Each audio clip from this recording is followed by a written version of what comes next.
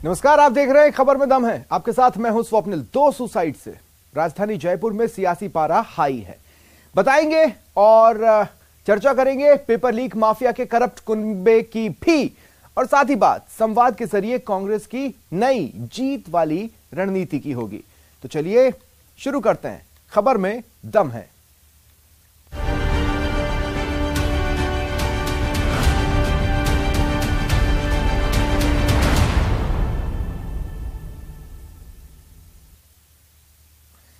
राजधानी जयपुर में 2 सुसाइड से सनसनी फैल गई। सियासत भी तेज है। रामप्रसाद सुसाइड केस में सत्ता से जुड़े चेहरे पर सवाल उठे। वहीं एक ट्रांसपोर्ट कंपनी के मैनेजर की आत्महत्या का मामला भी तूल पकड़ा।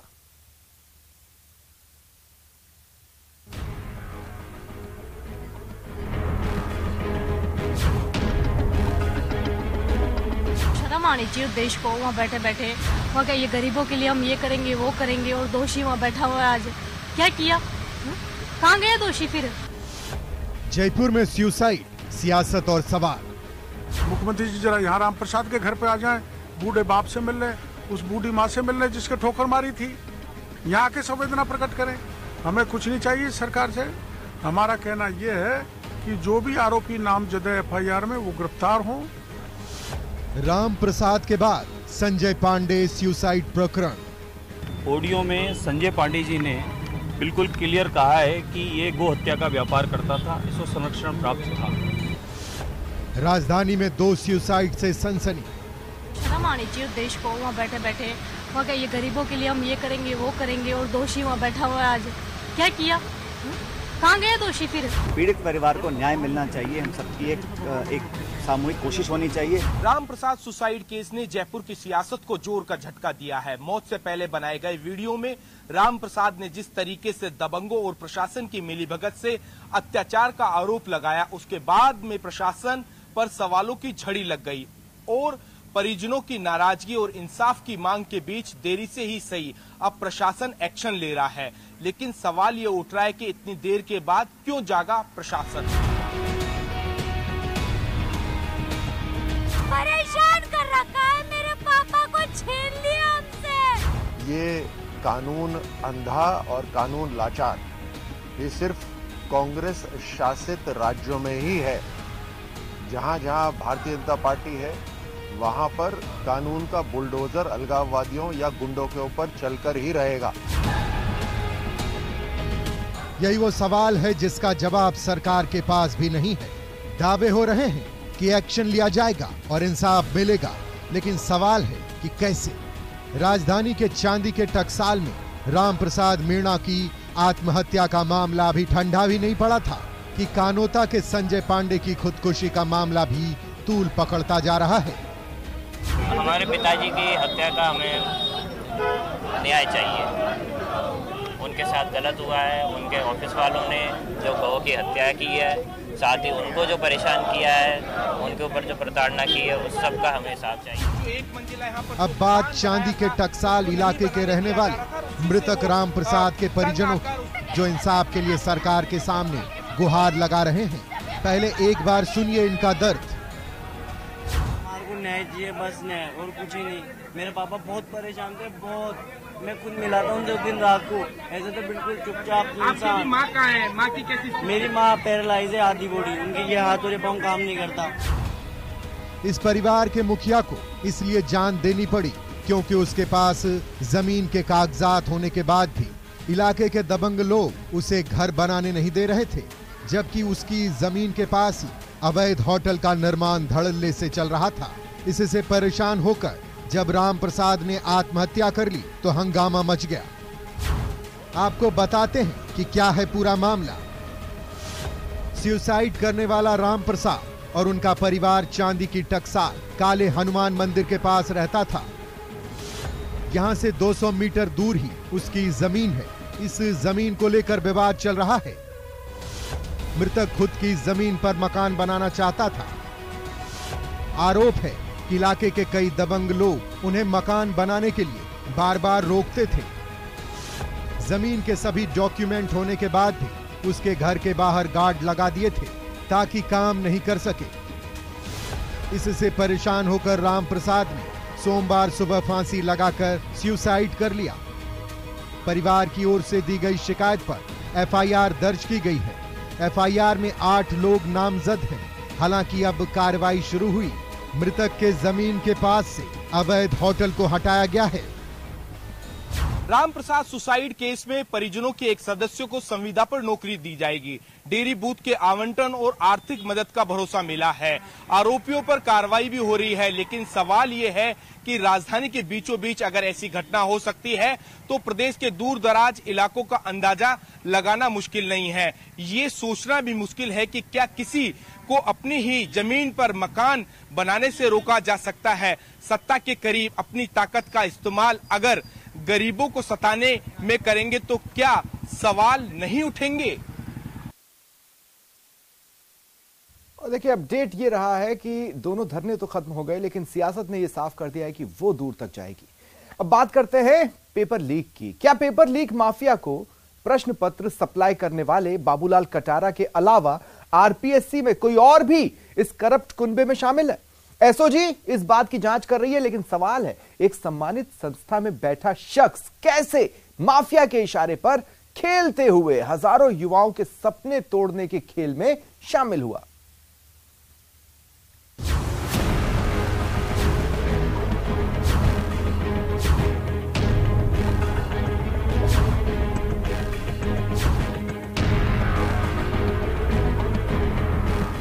पेपर लीक नेटवर्क का सूत्रधार।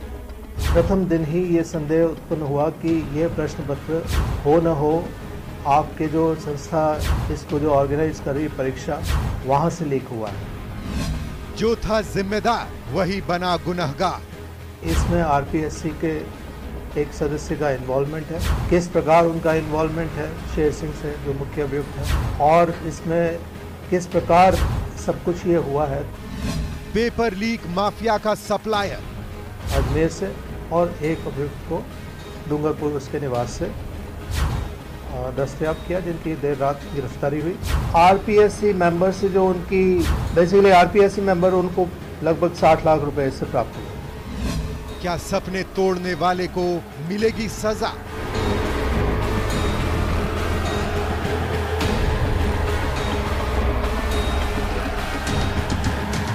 राजस्थान सीनियर टीचर भर्ती पेपर लीक की खुलती परतों से आरपीएस जैसी संस्था भी शर्मसार है, क्योंकि आरपीएससी के जिस मेंबर बाबूलाल कटारा ने निष्ठा और गोपनीयता के साथ अपने कर्तव्य को निभाने की कस्में खाई थी, वही चंद रूपों के कारण पेपर लीक कांड का सबसे बड़ा सप्लायर बनता दिख रहा है। अब तक ये जो खुलासे हुए हैं उससे साफ हो गया है कि जिस तरह बाबूलाल कटारा के पास शिक्षक भर्ती के पेपर को तैयार करवाने की जिम्मेदारी थी, उसने माफिया को परीक्षा की तारीख से पहले पेपर बेच दिए। पेपर सेट करने की जिम्मेदारी सदस्यों को दी गई। अब सदस्य ने वो पेपर सेट करवाया। सेट करवाने के उपरांत वो उन्होंने जिन्होंने उसकी जिम्मेदारी दी उनको वो सुपुर्द कर दिया, लेकिन प्रिंटिंग प्रेस में भेजने से पहले उन्होंने उसकी प्रति, जैसे 6 शायद ये प्रश्न पत्र थे, अलग अलग सेट थे, तो उनकी एक एक प्रति रख ली। एसओजी के मुताबिक राजस्थान लोक सेवा आयोग के सदस्य बाबूलाल कटारा ने 60 लाख रुपए में पेपर माफिया को पेपर बेचा था। आरपीएससी मेंबर बाबूलाल कटारा ने यह पेपर माफिया को अपने ही घर पर मुहैया कराया। इसकी एवज में 2 किस्तों में कटारा ने शेर सिंह मीणा से 60 लाख रुपए वसूले थे। हैरान करने वाली बात यह है कि कटारा ने परीक्षा से 2 से 3 सप्ताह पहले ही शेर सिंह मीणा को पेपर दे दिए थे। जांच में सामने आया है कि आरपीएससी के ड्राइवर गोपाल सिंह के मार्फत शेर सिंह मीणा की पहचान आरपीएससी सदस्य बाबूलाल कटारा से हुई थी। बाबूलाल कटारा पर सीनियर टीचर भर्ती परीक्षा के पेपर सेट करने की जिम्मेदारी थी। बाबूलाल कटारा ने प्रिंटिंग प्रेस में भेजने से पहले इनकी कॉपी अपने पास रख ली थी। बाद में पेपर माफिया शेर सिंह को इसकी डिलीवरी दी।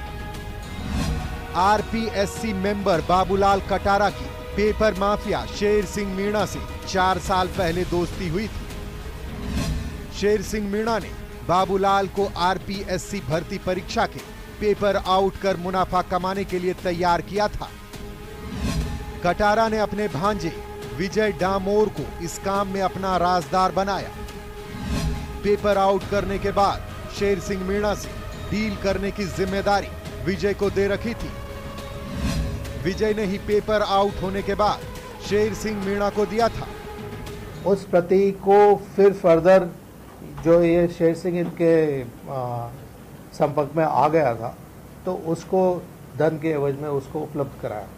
तो जो प्रश्न पत्र है वो उपलब्ध कराने वाले ये सदस्य हैं और इसकी जो अभियुक्त था शेर सिंह, इसकी उनसे एक्सेस हुई।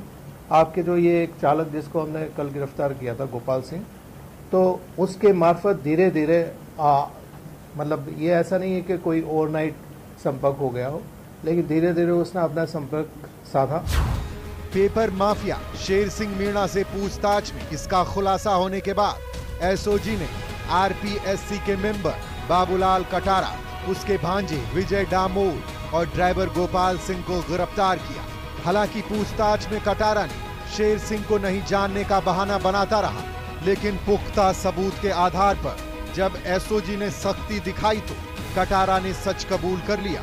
वहीं इस केस में कटारा के बेटे डॉक्टर दीपेश और उसके टीचर दोस्त को पकड़ा गया है, तो कटारा के दामाद डॉक्टर रवि घोघरा समेत कुछ और लोगों से पूछताछ हुई है। डूंगरपुर शहर में सुभाष नगर स्थित उनके घर ले जाकर भी सबूतों को इकट्ठा किया गया। जो अभी तक जो समझ आ रहा है उसमें मूल जो इसका रैकेट है वो तो आपके सामने है, लेकिन कुछ और जो आसपास के जो कुछ आरोपी हैं जो अभी फरार हैं उनको अभी पकड़ लेंगे। उसके बाद आपके भूपेंद्र सारण उसको पकड़ा, फिर ये आपके अनिल इसको पकड़ा, अभी 3 इनको और पकड़ा। अब आपको बताते हैं कटारा के शिक्षक से पेपर लीक का सूत्रधार बनने की कहानी। बाबूलाल कटारा ने अक्टूबर 2020 में आरपीएससी के सदस्य के रूप में जब कुर्सी संभाली थी। आरपीएससी सदस्य बनने से पहले कटारा की नियुक्ति आदिम जाति शोध संस्थान के निदेशक पद पर थी। बाबूलाल कटारा मूल रूप से डूंगरपुर जिले के भाटपुर ग्राम पंचायत के मालपुर गांव के रहने वाले हैं। कटारा की 2 नवंबर 1987 को ग्रेड 3 शिक्षक के रूप में पहली सरकारी नौकरी लगी। 1990 में अर्थशास्त्र के व्याख्याता के लिए चयन हुआ। इसके बाद कटारा ने 1991 में जिला सांख्यिकी अधिकारी के रूप में उदयपुर संभाग में विभिन्न जगह पर सेवाएं दी। साल 1994 से लेकर 2005 तक कटारा ने विकास अधिकारी के रूप में काम किया। साल 2013 में कटारा की नियुक्ति उदयपुर के माणिक्यलाल वर्मा आदिम जाति शोध एवं प्रशिक्षण संस्थान में निदेशक के पद पर हुई। कभी सामान्य परिवार से ताल्लुक रखने वाला बाबूलाल कटारा की अकूत संपत्ति का मालिक बनने की जांच जारी है, लेकिन अब कटारा की कलंक कथा को लेकर विपक्ष सरकार पर हमलावर है। एक साधारण सा सांख्यिकी अधिकारी राजस्थान लोक सेवा आयोग जिसके सदस्य को चीफ सेक्रेटरी के बराबर की सुविधा प्राप्त होती है, उतनी तनख्वाह मिलती है, उतनी सुविधा मिलती है। बाबूलाल कटारा को नामजद गहलोत साहब आपने किसकी सिफारिश पर किया? क्या कारण है? आपके यहाँ बाबूलाल कटारा आपके इस निवास पर हर 15 दिन में आता रहा। आपको बता दें, उदयपुर पुलिस ने दिसंबर 2022 में चलती बस में नकल करते 40 अभ्यर्थियों को पकड़ा था। ये पेपर सुरेश ढाका के रिश्तेदार ने अभ्यर्थियों को 5 से 8 लाख रुपए में बेचा था। पेपर सुरेश ढाका ने भूपेंद्र सारण से ये पेपर खरीदा था। भूपेंद्र सारण को ये पेपर शेर सिंह मीणा ने बेचा था, जिसे उड़ीसा से गिरफ्तार किया गया। शेर सिंह को ये पेपर विजय डामोर ने बेचा, जो बाबूलाल कटारा का भांजा है। इस नेटवर्क में विजय सिर्फ मोहरा था। पेपर लीक कांड का असली खिलाड़ी बाबूलाल कटारा था, जो राजस्थान के लोक सेवा आयोग का सम्मानित सदस्य था। राजस्थान में पहले हो चुके पेपर लीक प्रकरणों में माफिया के पकड़े जाने के बाद भी इस पर रोक इसलिए नहीं लग पाई क्योंकि जांच कभी भी सूत्रधार तक नहीं पहुंच पाई थी। पहली बार जिस तरीके से जांच उस शख्स तक पहुंची है जिस पर सीधे तौर पर पेपर बनाने की जिम्मेदारी थी, जिसके बाद तह तक पहुंचने की उम्मीदें बढ़ी है। लेकिन इस पेपर लीक के सबसे बड़े गुनहगार सुरेश ढाका की गिरफ्तारी न होने तक ये जांच अधूरी है, क्योंकि तय हो गया है कि सीनियर टीचर पेपर लीक मामले का मास्टरमाइंड सुरेश ढाका ही है। Bureau report, news 18 Rajasthan. चुनाव नजदीक है तो कांग्रेस संवाद के जरिए जीत की रणनीति बनाने में लगी है। विधायकों से जमीनी हालात की पड़ताल की गई, पार्टी हित में कड़े संदेश भी दिए गए हैं।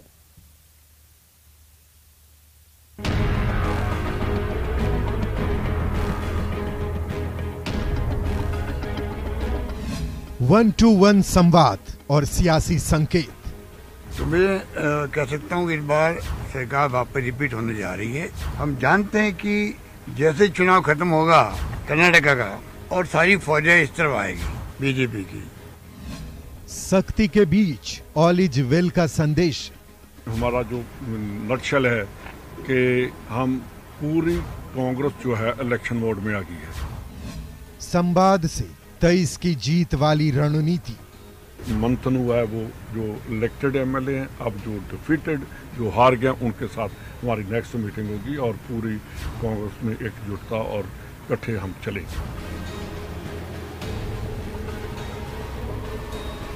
11 अप्रैल के अनशन से उठी सियासी हलचल के बाद जहां कांग्रेस पार्टी 3 दिन का 1-to-1 संवाद कर ऑल इज वेल का संदेश दे रही है, तो पार्टी प्रभारी असहमति रखने वालों को राजनीति छोड़ एकजुट होने या फिर अंजाम भुगतने की चेतावनी दे रहे हैं। वहीं कांग्रेस की कार्यशाला में जहां जीत के दावे किए जा रहे हैं तो कई सवाल भी निकल के आ रहे हैं। मैंने एक सर्वे करवाया, उसके अंदर भी आ रहा है कि इस बार सरकार दूसरी बार रिपीट होगी।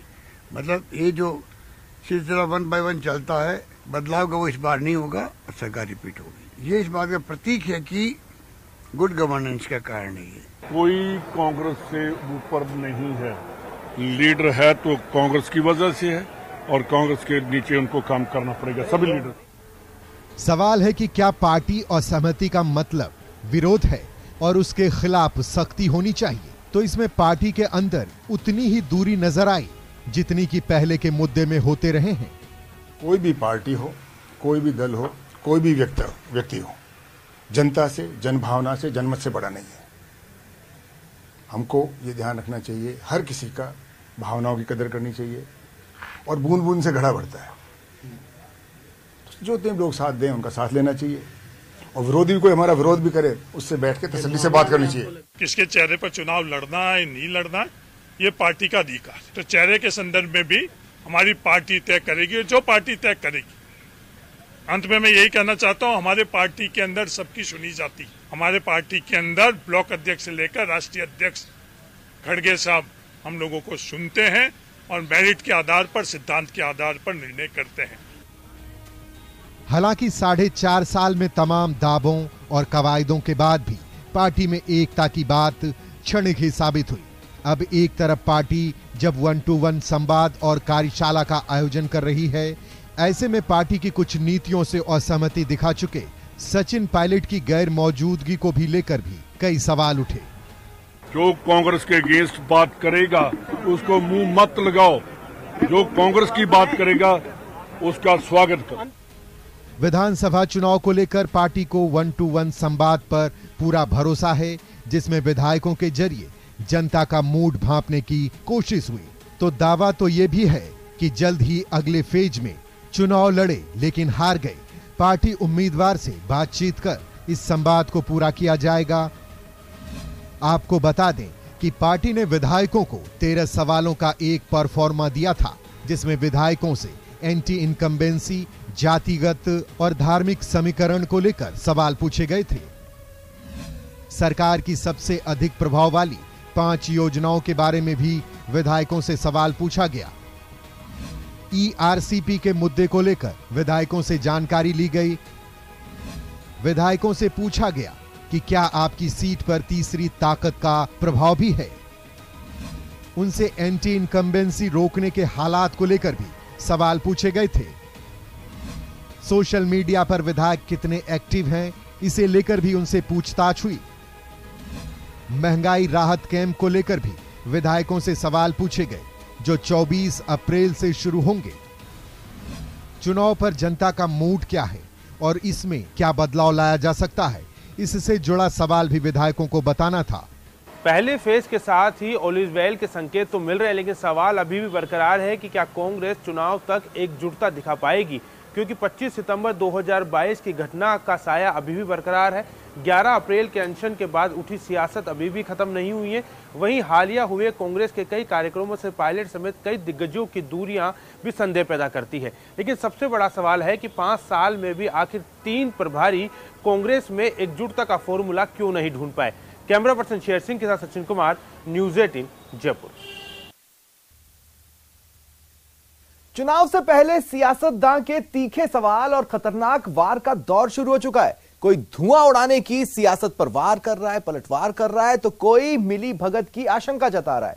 किसी का कहना है दूध और नींबू का मिलन कैसे हो सकता है। हम जानते हैं कि जैसे चुनाव खत्म होगा कर्नाटका का, और सारी फौजें इस तरफ आएगी बीजेपी की, और जो उनका तरीका है, काम करने का तरीका है, जिस प्रकार संबल के आधार पर वो लोग मैदान उतरते हैं।